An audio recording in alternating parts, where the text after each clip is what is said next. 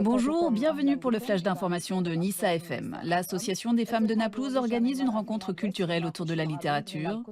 Chaque jour et dans toutes les émissions, les femmes parlent aux femmes sur Nissa FM. La radio a été fondée en 2009 par Maïsoun Odé. Elle voulait en finir avec les clichés sur la place de la femme en vigueur dans les médias de son pays. Lorsque nous avons fait l'étude de marché en 2009, nous nous sommes rendus compte que les sujets qui étaient abordés par les médias à cette époque-là étaient très limités. Ils parlaient un peu de cuisine ou de mode. Cela ne veut pas dire que nous n'en parlons jamais. Nous en parlons car nous savons qu'il y a un public pour cela, mais nous pensons qu'il y a aussi des sujets plus importants. Le droit de travailler, de divorcer, de se défendre contre les violences domestiques. Ces sujets occupent l'essentiel de l'antenne. Ce jour-là, une auditrice raconte comment elle encourage les femmes à s'émanciper grâce au théâtre. Nous essayons d'apprendre aux jeunes à se défendre devant les tribunaux islamiques, principalement pour ce qui touche au mariage, au divorce, aux pensions alimentaires ou aux gardes d'enfants. Nous émettons sur tout le territoire, dans des endroits excentrés, pas seulement dans les villes. Et ce que les femmes entendent sur Nissa FM, elles ne pourraient l'entendre nulle part ailleurs.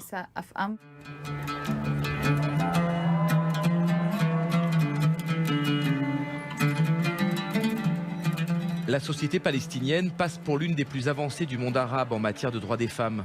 La plupart travaillent. Elles peuvent choisir de ne pas porter le voile ou de fréquenter un garçon sans être mariées. Mais on est encore loin de l'égalité homme-femme. Je pourrais vous parler par exemple de cette loi dont tout le monde parle, celle concernant le meurtre de femmes dans notre société. La loi sur les crimes d'honneur, c'est très grave. Je pourrais aussi vous parler des violences domestiques et de la façon dont cela est étouffé dans notre société. Tout le système, toutes les institutions, toutes les lois ne rendent pas justice aux femmes. Dans le quartier d'affaires de Ramallah, Maïsoun a rendez-vous avec une vieille connaissance, Radja. Elle dirige une association féministe et veut lancer une nouvelle campagne d'information à la radio sur un sujet sensible pour les femmes palestiniennes. Leur droit à l'héritage.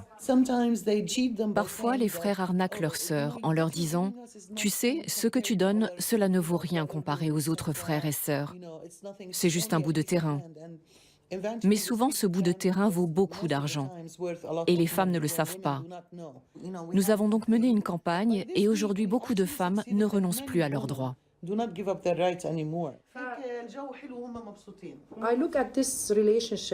Je considère notre relation avec cette organisation ou avec d'autres organisations comme un partenariat dans lequel nous combinons nos efforts pour aider le plus de femmes palestiniennes possible. Retour à la radio pour la conférence de rédaction hebdomadaire. Les journalistes évoquent l'affaire Weinstein et ses répercussions en Europe. Le harcèlement sexuel reste encore largement tabou ici. Il y a des sujets dont on ne peut pas parler, et même si on en parlait, la société n'est pas prête à nous écouter. Si, on a franchi quelques lignes rouges ces derniers temps. On a parlé de, comment on dit déjà en arabe, de l'avortement. On a aussi parlé de l'inceste. Cette année, nous devons essayer de faire des choses nouvelles, oser, poser les problèmes. Il faut franchir une étape. Par exemple, la loi sur les crimes d'honneur, il faut en parler. Il faut se demander pourquoi les organisations féministes ne montent pas au créneau sur ce sujet. Dans les publicités, les femmes palestiniennes sont toujours vêtues à l'occidental et ne portent jamais le voile. Elles véhiculent des messages à l'opposé de l'idéal de liberté et d'égalité prôné par Maïsoun. La société occidentale représente de plus en plus la femme comme une esclave sexuelle. Il y a aussi probablement de plus en plus de harcèlement sexuel. La femme est probablement de plus en plus considérée comme un objet et pour moi, cela ce n'est pas la liberté.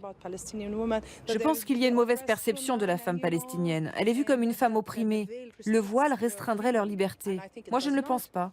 Comme nous l'avons vu, il y a beaucoup de jeunes femmes voilées. Elles sont très heureuses, elles tombent amoureuses, elles vivent ici comme n'importe quelle autre fille ailleurs. Le succès audience de Radio Nissa FM et l'activisme de sa directrice témoignent de la vitalité du féminisme palestinien, mais aussi de la fragilité de ses acquis dans une société toujours menacée par l'islamisme radical.